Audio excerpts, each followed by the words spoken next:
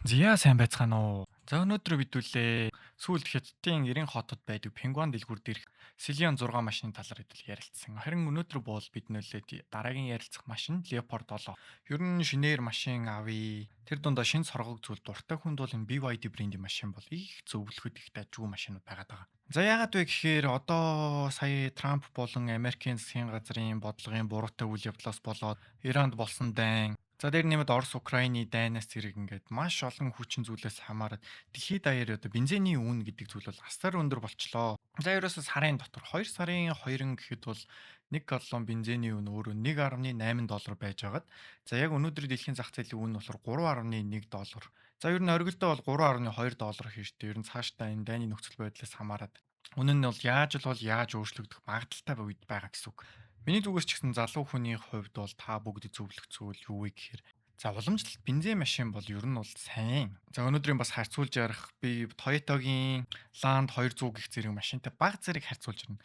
Гэтэ ер нь бол V8 engine-тэй цэвэр бензин хөдөлгүүртэй бүр хэрээр бартаа цамд явах зориулттай машинууд дундаас бол угаасаа Toyota-гийн машиныг бол одоогоор дийлэх машин бол байхгүй баг. Тэрэн дээр бол ямар ч санал нэгдий.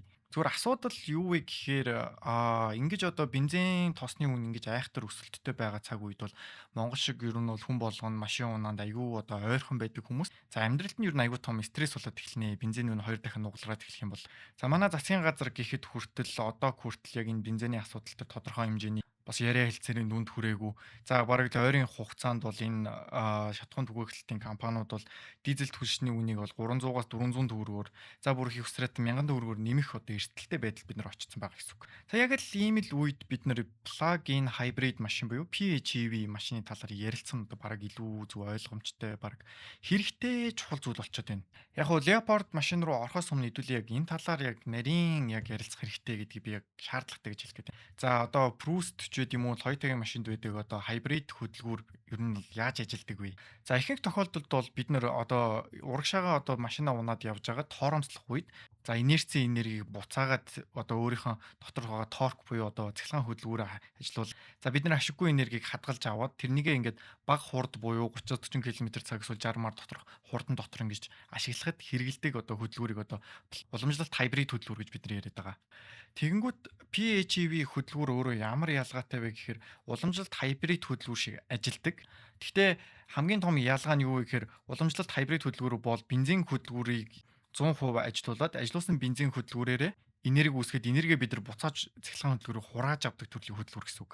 PHEV болохоор эсэргээрээ за нэг ёсондоо бол бидний машинд байгаа хөдөлгүүр гэдэг зүйл нь өөрөө цахилгаан үүсгүүрийн зориултаар ажилдаг. За ерөнхийдөө бол бараг л цахилгаан машин, шахуу машин гэсэн үг. Бензинээр явдаг цахилгаан машин гэж ойлгох нь бараг зөв гэсэн үг. Тийм учраас бид нар V8 хөдөлгүүрүүдтэй харьцуулж ярих ямар ч боломжгүй юм чи ягаад тэгэхээр цахилгаан хөдөлгүүр учраас. За Пингуаны зүгээс болохоор юу вэ гэсэн гэхээр энэ манай нөгөө биний түрүүн одоо BYD Silian 6-аг очиж үзсэн газар. За тэгээд Пингуаны зүгээс бол 2025 оны Leopard 7 Ultra гэдэг машиныг бол 105 сая төгрөгөөр зарж байгаа. За үүн дээр нэмээд 90 дэх бомб болон үйлдвэр цоо шин машин 1 жилийн баталгааг өгж байгаа. Тэг экспортын бичиг баримт хийж өгнө. Тэгээд хүргэлтэнд бас гаргаж өгнө гэсэн өөрсдийн үйлчлэгийг санал болгож байгаа гэсэн. Нөгөөтэйгүр бас засвар, сэлбэг, мэлбэг ямар нэгэн зүйл нь одоо эвдэрлээ гэж бодгож чи машинаа энэ тэрнгээр онцлуулад за Пингуан руу залгаж ярингуудаа Пингуанаас ингээд яг миний машины энэ хэсгийн юм гимтчлээ. Тийм учраас би энэ хэсгийг авах шаардлагатай байна гэж хэлээд авч болно. За үүн дээр нэмээд Монголын гал нь 16-аас 17 сая төгрөг хэрэгтэй болно гэхээр нийтдээ 121 сая төгрөг хавцаа мөнгөөр бид нар яг PHEV төрлийн машиныг бол авах боломжтой болж байгаа гэсэн үг. Яг хуу Toyota ч гэсэн ийм PHEV машин бүрүүцэн сүүлийн загваруудад гарч ирсэн. За өөр дэлхийн том BMW шүү зөндөл машины брэндүүд бол ерөөхдөө иймэрхүү юмнууд бол байгаад байгаа. Зүгээр айгүй олзуурхуу хэлж байгаа юм нь юу юм гэхээр за яг ингээд Монгол дахь хүн ханш болон за ер нь бол бид нар Японоос хуучин машин авдаг хүмүүс шүү дээ. Тэрнтэй харьцуулахад бол хятад машиныг бид нар цоо шинээр нь авч байгаа гэдэг нь хамгийн том давуу тал бол. Тэгээд BYD брендийн яг өөрийнх нь нэрийн болсон зүйл нь юу юм гэхээр Blader battery буюу одоо дотроо сэлмэн батарей хэмээх нэртэй ер нь нэг тийм тодорхой хэмжээний маш өндөр технологи шингэчихсэн батарей байгаа гэсэн үг. Ер нь энэ Иран, Израилийн дайн эхэлснээс хойш ер нь дэлхийн технологийн компаниудын өрсөлдөө ер нь амар сайжраад дэлхийн технологи бол тодорхой хэмжээнд бас нэг талаараа өсөж байгаа гэдэгт бол би санал нэгтэй байна. За тэгсэн саяхан нэг ийм хэрэг гарч ирж байгаа юм. За Израильд ингээд ерөөдөө машинтай суугаад явж исэн хүн рүү за Ираны бөмбөг орж ирсэн. За ерөөдөө пуужин ингээд бүр ингээд машин руу дайрч орж ирж байгаа гэсэн үг шүү дээ. Тэгэхэд яг тухайн үед машиныг жолоодож явж исэн хүн BYD Atto 3 хэмэх нэртэй цэвэр цахилгаан машин унаа явж исэн. Тэгтэл пуужингийн дайралт ерөөдөө орж ирэх үед тэнд ортор машин сууж исэн хүмүүс нэгэн ч үхээгүй байгаа. Ямар ч байсан баг зэрэг бэртэл авахын хувьд бол авсан. Гэхдээ маш хүнд төрлийн бэртэл ерөөсөө аваагүй гэдэг нь өөрөө маш том анхаарлын төв болж татсан.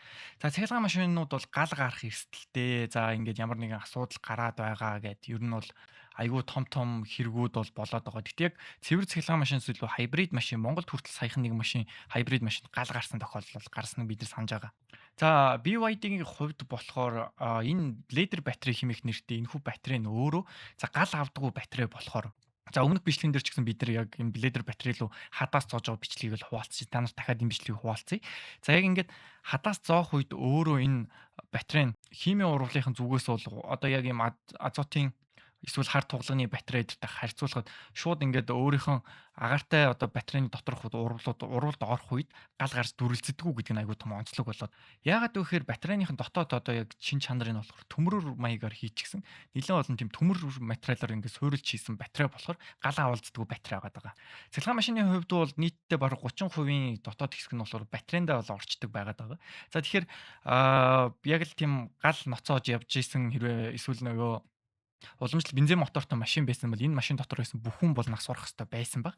Гэхдээ BYD-ийн зүгээс бол яг энэ Atto 3 гэдэг машинаар бол ингээд одоо ингээд бахархууштай нэг тийм маш сонирхолтой тийм судалгаанд орлоо гэсэн үг. За яг үүнтэй адилхан Leopard-ийн дотор ч гэсэн ледер батарей бол байгаа.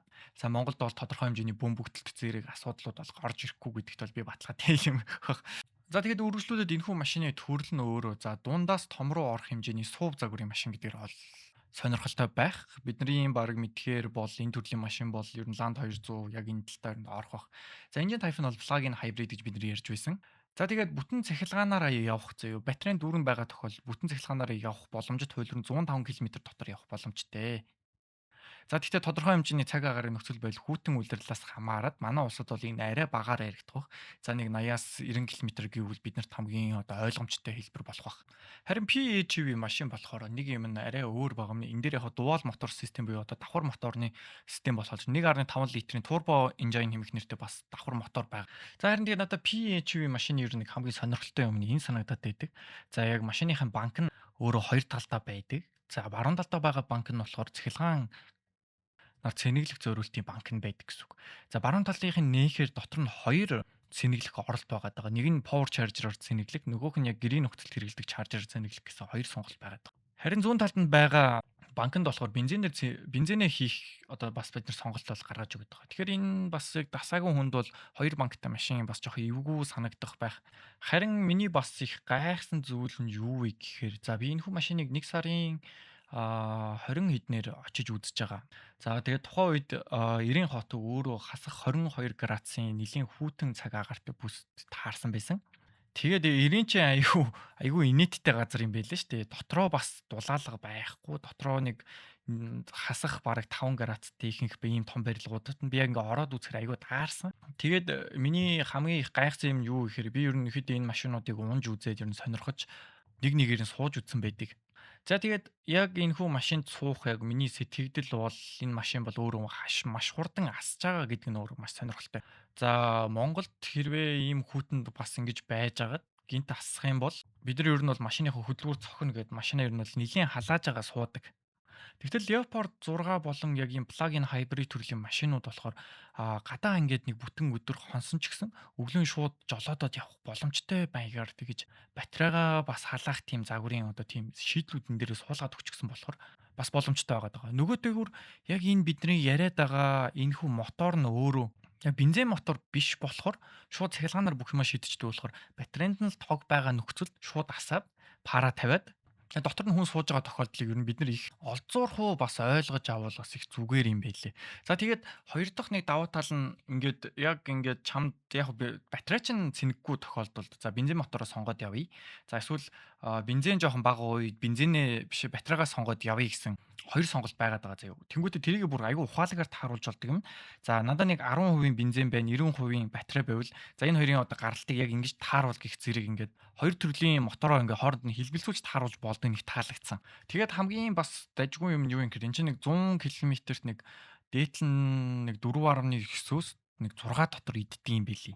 Тэгээ Leopard 7-гийн хувьд бол яг ингээд үргэлжлүүлээд ярихаар бас их тийм бас мүлжүүртэй юм бэлээ яг ингээд бодохоор бас 2 дугуугаараа явах сонголт, 4 дугуугаараа явах сонголт гэх зэрэг одоо нэг майжих сонголтын бид нар зааж өгч болдог.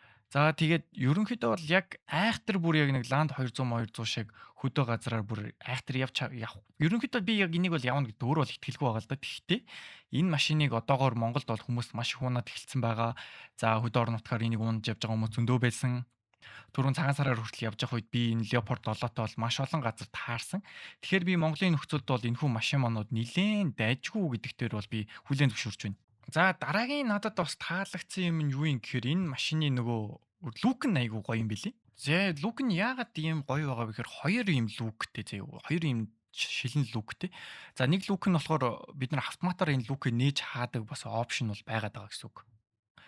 За тэгээд дундлын хайрцага дараа нь онгойлгоод үзэнгүү дундлын хайрцаг нь өөрөө хайрцагаас гадна хөргөгч юм гэсэн онцлогоор бас хэрэгжилж болдог болохоор маш аятайхан гэсэн үг. За тэгээд бас аюу хөөрхөн юм энэ ер нь Силионт ч түрүүн үзэж хахад бас яг ийм байгаад байсан. За яг энэхүү машины араас сольдог механизм нь өөрөө нэг жижигхэн хоёр товч байгаа гэдэг надад айгу хөөрхөн санагдсан. За тэгээд дараагийн юм нь болохоор утас тавих зориулттай нэг юм сав одоо байрлал гэх юм уу. Энэ нь жоох арай том надад хийчихсэн болохоос биш ер нь бас их зүгээр. За ерөнхийдөө бүх утас жоор сүүлийн үед NFC-гээр цэнгэлдэг болчиход байгаа шүү дээ. За нэг seamless charging гэж шууд уцаа дээр нь тавилаа цэнийг орлоо. За яг тийм төрлийн цэнгэлтийн горим одоо энэ машин дотор нэлийн гүн орчихсон болохоор за машинд орлоо. Чи уцаа хажуу талдаа тавилаа. Утас чинь цэнэглэгдлээ. Тэгээд болоо. За тийм машиныхаа араг солихоо болохоор түрүүн яриад исэн жижигхэн хоёр товчороо ингээд дээш нь доош нь болгоно. За паркинг товч нь энд байна. За тэгээд янз янзын горимуд руу шилжүүлэх гэвэл юм байна. HV дээр шилжүүлвэл юм байна. За гараар бас шилжүүлдэг ийм сонголтууд бол байгаад байгаа гэсэн. Хамгийн том удирдлага нь өөрөө яг ийм төрлийн машины удирдлага нь өөрөө таблетэн дээр байдаг. Тэгээд таблетэн дээрээ ерөнхийдөө бол удирдлага нь мотор бүх юмны удирдлага нь ороод ирсэн байдаг. За тэгээд нэг айгүй тийм чухал юм за нөгөө геологийн мэрэгчлээ хүмүүс гэдэг бол лидер гэдэг үг ойлгож байгаа хэрэг. Лидер сенсор бас энэ машинд айгүй олон талд нь суучихсан болохоор өөрөө яг ингээд нөгөө унаад явах үед айгүй олон төрлийн сенсорын мэдээлэл өгдөг. За тэгээ дээрээс нь дроноор харсан юм шиг тийм мэдрэмж төрхүүц одоо тийм сонголтууд бол байгаа гэсэн үг. Тэг яг нь Монголд одоогоор яг энэ хэсэг нь орж ирээгүй байгаа ч гэсэн автодрайвинг буюу AI-аар жолоодуулдаг үг нь сонголт бол байдаг юм билий. Гэхдээ түрүүн Silion 6 дээр харж исэн шиг бас нөгөө авто паркинг мод бол байгаа. Тэгээ авто паркинг модоор нь бас машинаа өөрөөр нь парклуулах бас сонголт бас байгаа гэсэн үг. Тэгээд энэ нөгөө хятад машины бас нэг төвхтэй юм нь нөгөө хятад хэл дээр бүх одоо үүдэн систем суучихсан энэ таблетийн доторх нь байгаад идэг. Тэгээд яг энэ машины дотоод бас юу хэлийг яг авахаасаа өмнө яг цаана тохиргоог нь хэлгэж байгаад авсан дээр мэдээж хэрэг англи хэлний сонголтын дээр авчих юм бол та бүгдэд бол хэрэгтэй гэдгийг би зөвлөмөр байна. Тэгэхээр хятад хэл дээр нь тавьчаад хэлийн солихгүй бас нэлээд удаад байгаа хүмүүс бас байдгийн билий. Гэтэ яг өөрөө үүдэн систем нь бол өөрөө хэлний янз бүрийн сонголтнуудтай учраас энэ машины бас нэг онцлог юм нь энэ бололтой. За үргэлжлүүлээд арийнх нь багажны хэсэг рүү орох юм бол за энэхүү машин маань өөрөө багажтай машин тэгээд 5 хаалгатай машины төрөлдөө ордог гэдгийг бас анхаарах хэрэгтэй. За мэдээж хэрэг хаалгын дээрээс нь онгоолгоод нөгөө нэг уламжлалт бидний хэрэглэдэг машины хаалга шиг онгоохгүй яг нэг хаалга болж онгоох учраас тэгээд тэр нь яг ингээд анзаарах юм бол яг энэ Leopard 7 бол таг дөрвөлжин машин бол байгаа зав. Яг дөрвөлжин машин болохоор яг ийм уламжлалт машинтай харьцуулахад бол багажны одоо зай нь бол маш том зайтай. Тэгээд энэ чинь 6 судалтай машин гэж бас орж иж байгаа. Хойдолд нь бас нэг суудал орж ирж байгаа нэмэлт бас сонголтууд бол байгаа. Тэгээд хамгийн гоё нь саяны тэр таблетэн дээр их онцлогуд бол байгаад байгаа гэсэн. Саяны тэр таблетэн дээр яг бид нар зөв оролдож чадах юм бол дотор нь бас дажгүй аппликейшн суулгаад YouTube суулгаад ч юм уу. За тэгээд бас яг энэ машины хүрэлд бол яг ухаалгаар хэрэгжилж чадах юм бол дотор нь SIM хүртэл суулгаж болдго юм байна лээ. Тэгээд нөгөө charging station болон яг арын суудлын доод хэсэгт бол маш олон хэмжээний бас нөгөө цэнэглэх бол юунууд бол шингээч гэсэн. За тэгээ хамгийн үзүүштэй бас гоё юм нь болохоор 20 спикертэй гэдэг опшн бол байгаад байгаа. Тэгээ спикер нь бас яг дуу явахта айгүй антай дуу явуулд юм бэл. Ер нь нэг тийм гоё санагдсан. Надаа бол их тийм гоё. Тэгээд дээрээс нөгөө хардаг нөгөө дроноор харж байгаа юм шиг камерны систем бас байгаа болохоор ер нь нэлийн аюулгүй тэгээд суугаад явлаа хажуу талаас чи машин орж ирлээ анхааруулгын горин бол гаргана. Тэгээ BYD өөрөө яг хамгийн бас дайггүй юм гаргаж байгаа нэг budget friendly буюу ер нь ингээд хөрөнгө мөнгөнд нэг айхтар зараагүй. Тэгтээ асар одоо хэрэглэгчдийн аюулгүй байдал дээр суурилсан машин гаргадгаараа л гонцлог юм бэлээ. За тийм учраас бол ер нь нэг машинаас ухаж чаддаггүй хүнд бол бас хэцүүхэн машин. Гэтэ яг аргыг нь олоо жолоод бол ер нь өдөр тутмын юмд бол маш хэрэгтэй. Дээр нь нэмээд энэ нэг бензиний энэ асуудалтай зүйл бол дараагийн 2 жилдээ ч бид нартай бол гай болж одоо байсаар байх бах. Нэг өдөр ингээд бүр бензин тасарсан тохиолдолд чи машинаа цэнэглээд унах боломжтой. За тэгэхээр машинаа цэнэглээд унах юм бол ер нь бол цэвэр цахилгаанаар нь ч бид нэр хэрэглээд явах боломжтой гэсэн. За тэгээд энэ дээр нэмээд бас нөгөө супер чаржеруудын уг нь гэрийнхэн доор бас гаражныхаа урагшаа харалдаа залгуулчт юм бэлээ. Тэгээд цэнэглэх юм бол бас нэг 3-аас 4 цаг хэртэ залгаал супер чаржер дээр орно гэсэн үг. За миний нэг яриад супер чаржер нь гэрийн чаржер нь би супер чаржер гэдэг байгаа шүү заяа. Дахиад энэний дээр супер чаржер гэж бас байгаа юм билээ. Тэр нь бол 18-аас 20 минутын дотор 30-аас 80% рүү цэнэгийн чинь бол аваачна. Тэгээд 120 км 135 км хэртэ бариад явна гэхээр өдөртөө бол хангалттай. Тэгээ нэг цэвдэгийн дүүргэлтэй бараг 2 хоногтооч бид нар бас хангалттай хэрэглэх боломжтой бас цахилгааныг ердөө нэг 20-30 минутанд цэнэглэл авчна гэдэг бол бас их хөөрхөн юм байна. Тэгээд за миний бодлоор бол энэ төрлийн юм дээр бол би алдаа гаргасан байх маш өндөр магадaltaй. Тэгээд миний гаргасан алдаа маягийн бос хэлээгүй өнгөрсөн юмнууд байвал та бүгд комент хэсэгт орж ирээд бас энэ хүн машиныг ундаг хүмүүс байвал өөрсдийнхөө хувийн сэтгэлийг чөлөөтэй илэрхийлээрэй. Би та бүгд зүрх дараад орхий. За тэгээд лайк and subscribe-ыг сайхан дараад өгөөрэй. За тэгээд дараагийн машин бол танк 300 байгаа. За энэ хүртэл та бүгд үзэж суужаад үнэхээр их баярлалаа. Дараа уулзцай түр баяртай задуусаа.